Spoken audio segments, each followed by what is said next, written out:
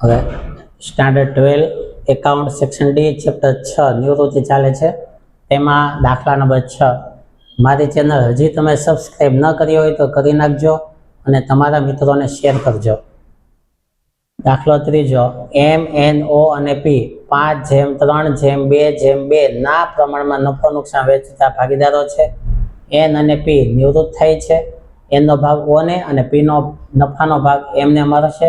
નફા નુકસાનનું નવું પ્રમાણ અને લાભનું પ્રમાણ શોધો. સૌથી પહેલા જૂનું પ્રમાણ લખીએ.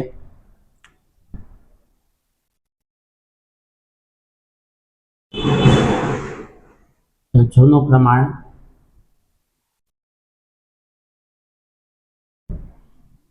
તો 4 ભાગીદારો છે.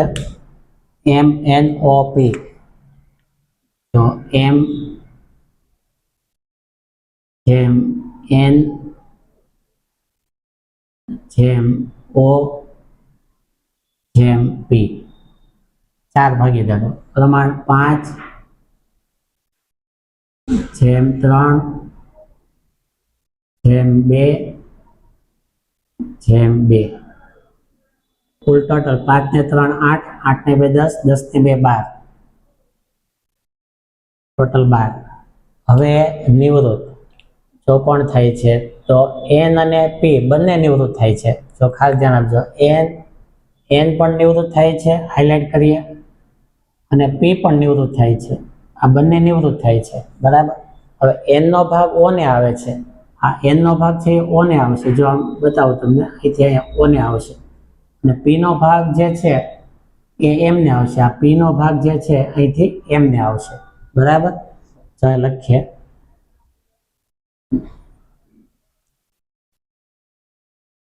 જો N અને P નિવૃત્ત થાય છે.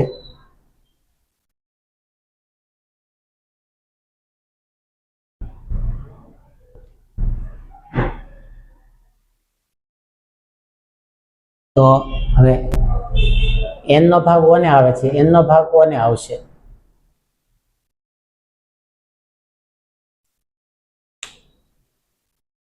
હવે જે બંને નિવૃત્ત થાય છે, જો N નો ભાગ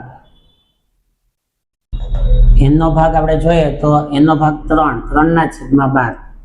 N નો ભાગ છે 3/12. આ ભાગ O ને આવે છે. તો લખ્યું ને, N નો ભાગ O ને આવે છે, જે O ને મળે છે. N નિવૃત્ત થાય તેનો ભાગ O ને આવે છે, તેથી O નો લાભ, કે જે ભાગ આવે છે તે એનો લાભ ગણાશે 3/12. આ O નો લાભ. એવી જ રીતે P નિવૃત્ત થાય છે. જો તો P નો ભાગ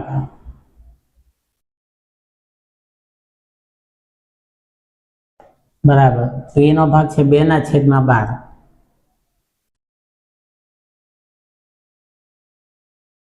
જે P નો ભાગ કોને આવે છે? જો P નો ભાગ M ને આવે છે, તો કે આ ચકડા કર્યા ને તે નિવૃત્ત થાય છે અને આ બંને બાકી રહે છે. P નો ભાગ M ને આવે છે, જે M ને મળે છે. તેથી M નો લાભ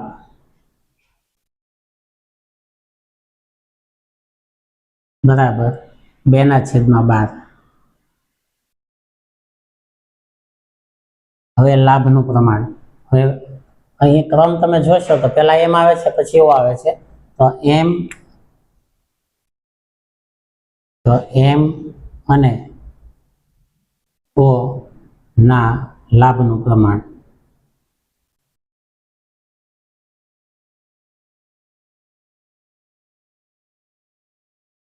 પહેલા M છે, M નો લાભ છે 2/12, જેમ, અને O નો લાભ છે 3/12. હવે છેદ સમાન છે, છેદ કાઢીએ તો લાભનું પ્રમાણ આવશે 2/3. આ રીતે લાભનું પ્રમાણ આવ્યું. હવે નવો ભાગ શોધવાનો છે, કેમ કે નવું પ્રમાણ પણ શોધવાનું કીધું છે. તો નવો ભાગ. સૂત્ર છે નવા ભાગનું, જૂનો ભાગ પ્લસ લાભ. હવે સૌથી પહેલા એમ નો નવો ભાગ,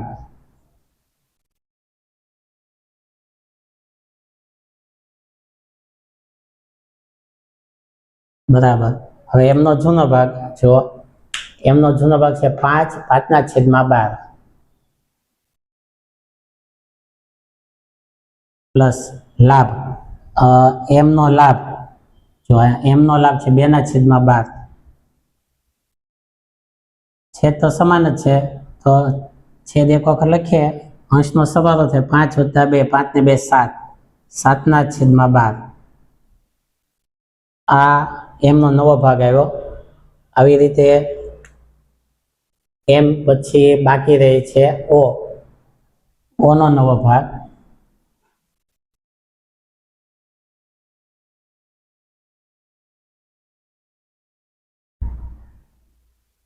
સૂત્ર છે જૂનો ભાગ પ્લસ લાભ. ઓ નો જૂનો ભાગ 2/12, જૂનો ભાગ છે 2/12 પ્લસ લાભ. ઓ નો લાભ છે 3/12. છેદ સમાન છે, છેદ એક વખત લખીએ, 3 ને 2 5, 5/12. હવે લાભનું પ્રમાણ, લાભનું પ્રમાણ તો આવી ગયું. હવે નવા નફા નુકસાનનું પ્રમાણ. તો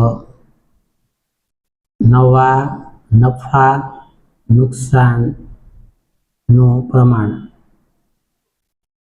બે ભાગીદારો જ છે બાકી રહેતા, એમ અને ઓ. એમ જેમ ઓ, બરાબર. હવે બંનેના છેદ સમાન જ છે. એમમાં આવે છે 7/12, 7/12 જેમ, અને ઓમાં છે 5/12. બંનેના છેદ સમાન દૂર કરીએ તો 7/5. આ નવા નફા નુકસાનનું પ્રમાણ આવ્યું. તો દાખલાને લખી લેજો અને સ્ક્રીનશોટ પાડી લેજો. હવે standard 12 account section D chapter 6 નિવૃત્તિ દાખલા નંબર 4.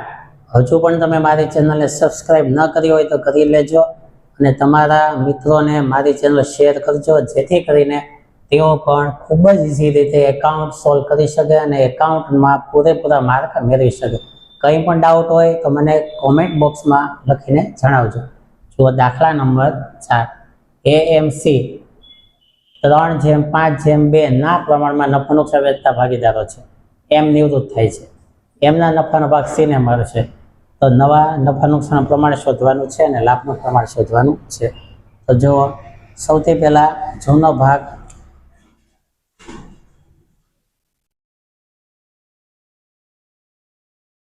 જૂનું પ્રમાણ,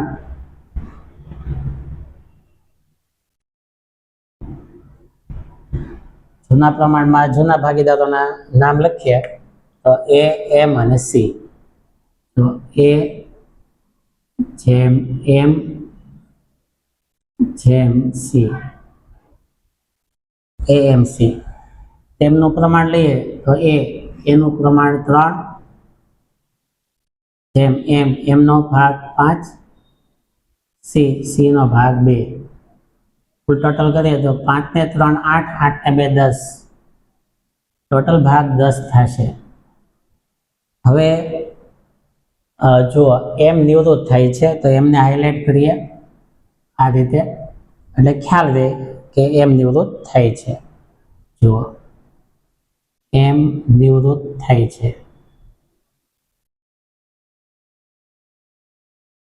બરાબર. હવે એમનો ભાગ છે 5/10, બરાબર, 5/10 હાઇલાઇટ કરીએ. હવે આ એમના નફાનો ભાગ સીને મળે છે.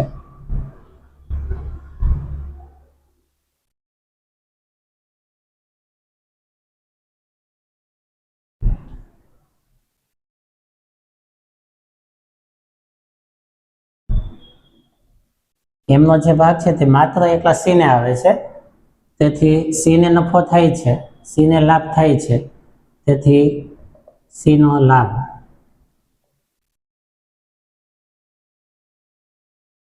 પાંચના છેદમાં 10 કે જેટલો ભાગ એમનો હતો એ પૂરેપૂરો ભાગ સી ને આવે છે, એને કોઈ ભાગ આવતો નથી. તો સી નો લાભ 5/10. તો એનો લાભ કેટલો? તો એનો લાભ, હવે એને તો કોઈ લાભ થતો જ નથી, એને કોઈ ભાગ આવતો નથી, કેમ કે એમનો પૂરેપૂરો ભાગ સી ને જ આવે છે, તો એમનો લાભ શૂન્ય થશે. સી નો લાભ 5/10, એને છેદ ઉડાડો તો પણ થાય 1/2. મિત્રામ સી નો લાભ 5/10 અને એનો લાભ શૂન્ય. હવે નવો ભાગ, સૂત્ર છે નવો ભાગ બરાબર જૂનો ભાગ પ્લસ લાભ. હવે સૌથી પહેલો ભાગીદાર બાકી રહી એ, તો એનો નવો ભાગ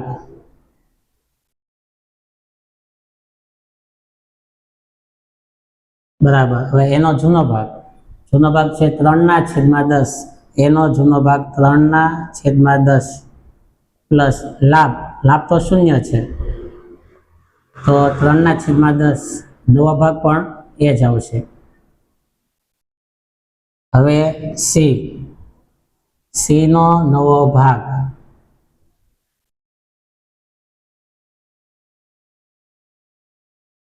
સૂત્ર જૂનો ભાગ પ્લસ લાભ. સી નો જૂનો ભાગ, જો સી નો જૂનો ભાગ છે 2/10 પ્લસ લાભ. સી નો લાભ છે 5/10 બરાબર. 5 ને 2 7, 7/10. તો આ આવશે સી નો નવો ભાગ. હવે નફા નુકસાનનું નવું પ્રમાણ.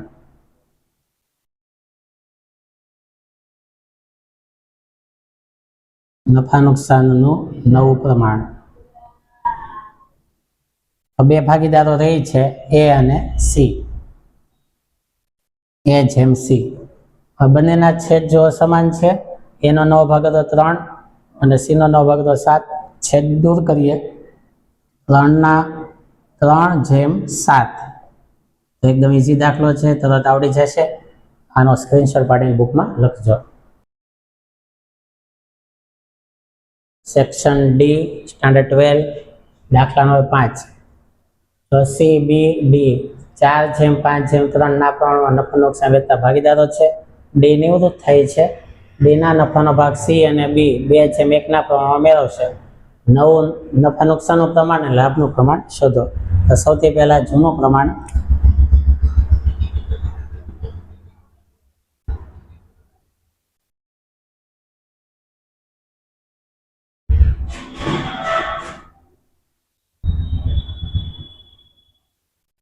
તો જૂનું પ્રમાણ 3 ભાગીદારો છે સી, બી અને ડી.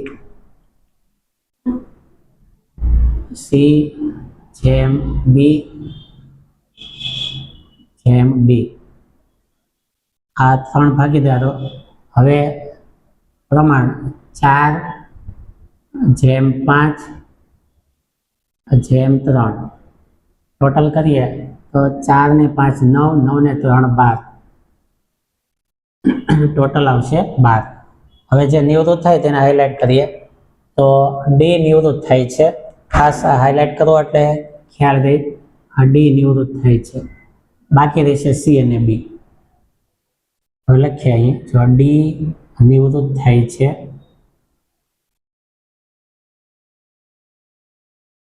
બરાબર.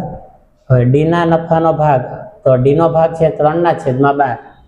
ડી નો ભાગ બરાબર 3/12. આ ભાગને હાઇલાઇટ કરીએ. આ ડી નો જે ભાગ છે, ડી ના નફાનો ભાગ સી અને બી 2/1 ના પ્રમાણ મેળવશે. તો સી અને બી આ ભાગ 2/1 ના પ્રમાણમાં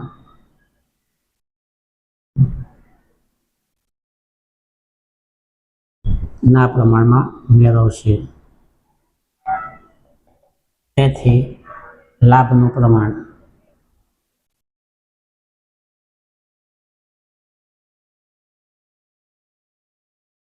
તો કે જે પ્રમાણમાં મેળવે એ જ લાભનું પ્રમાણ બને 2/1.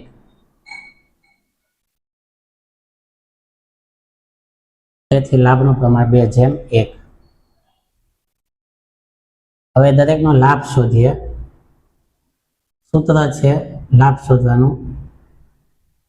ભાગીદારનો લાભ બરાબર નિવૃત્ત ભાગીદારનો ભાગ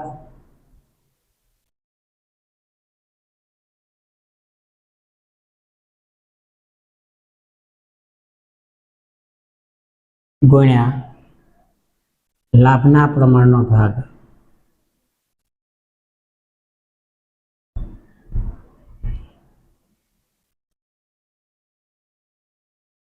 આ રીતે લાભ. હવે સૌથી પહેલા બાકી સી અને બી રહે. સી નો લાભ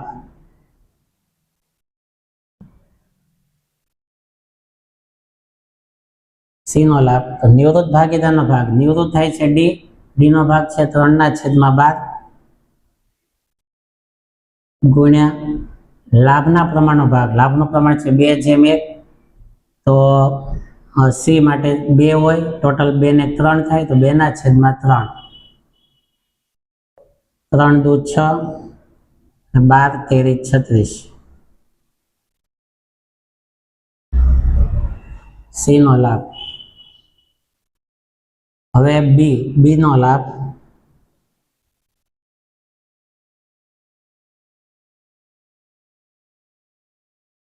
હવે નિવૃત્ત ભાગીદારનો ભાગ 3/12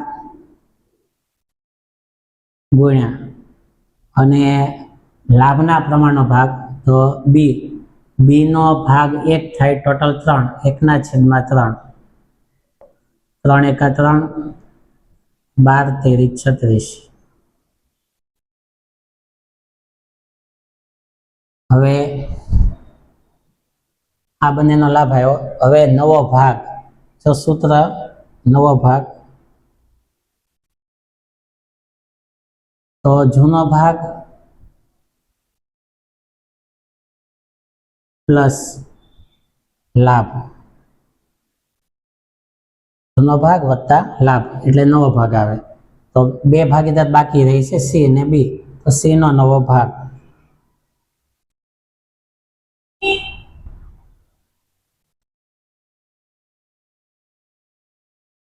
સી નો નવો ભાગ તો સી નો જૂનો ભાગ જુઓ સી નો ભાગ 4/12. સી નો જૂનો ભાગ 4/12 વત્તા લાભ. સી નો લાભ 6/36. હવે અહીંયા 36 તો અહીંયા 36 લાવવા પડે છેદ સમાન કરવા માટે. 12 ના ઘડિયામાં જુઓ તો 12 તેરી 36 થાય એટલે 3 વડે ગુણાકાર લેવાનો અંશ અને છેદમાં આવી રીતે. તો 4 તેરી 12 છેદમાં 12 તેરી 36 પ્લસ 6/36. છેદ સમાન છે, છેદ એક વખત લખીએ. 36 12 વત્તા 4 12 વત્તા 6 12 ને 6 18. તો સી નો નવો ભાગ આવશે 18/36. હવે સી પછી બી નો નવો ભાગ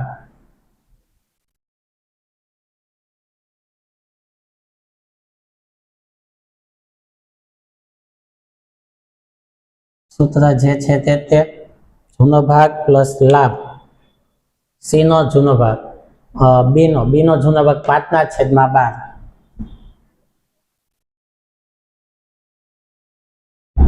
પ્લસ લાભ. તો સૂત્ર જૂનો ભાગ પ્લસ લાભ બી નો લાભ હતો 3/36.